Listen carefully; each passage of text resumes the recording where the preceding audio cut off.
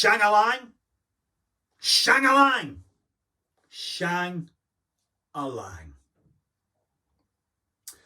I'm Alistair McIntosh, Housing Quality Network, welcoming you to this week's edition of First Things First.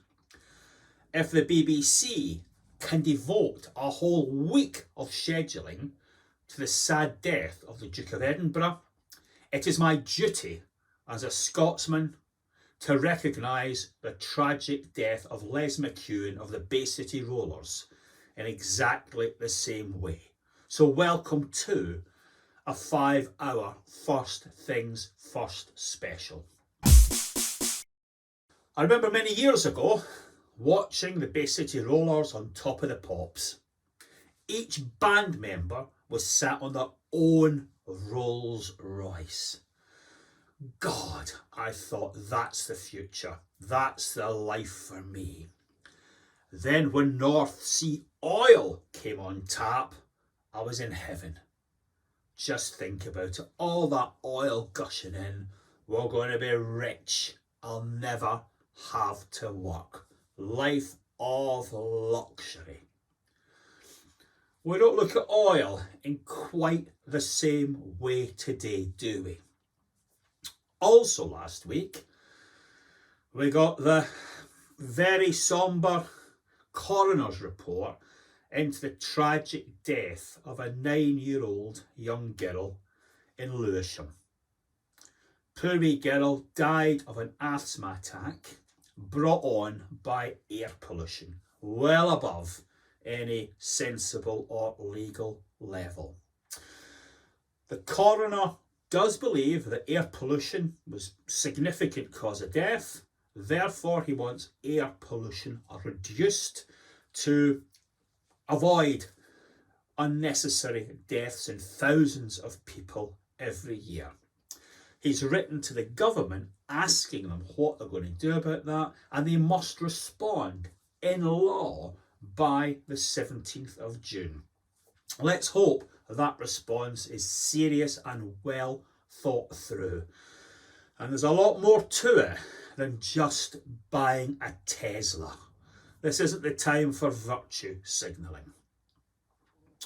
Let's just unpick some of the problems with air pollution. What is the part of London with just about the highest level of air pollution?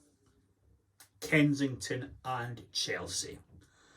What part of London has the highest life expectancy, or just about the highest life expectancy, and certainly far ahead of Lewisham, where the wee girl died? Again, Kensington and Chelsea.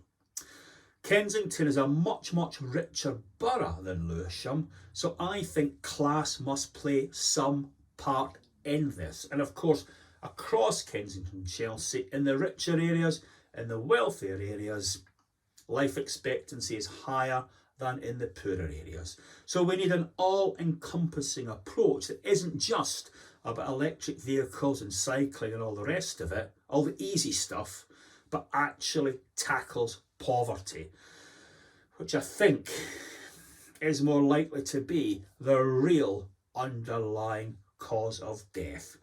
But coming back to the question of emissions, last week also, Boris Johnson started his charm offensive with Joe Biden. He promised to reduce our carbon emissions by 78% come the year 2035. Housing, as you are well aware, is a big contributor to all these carbon emissions. How are we going to do it?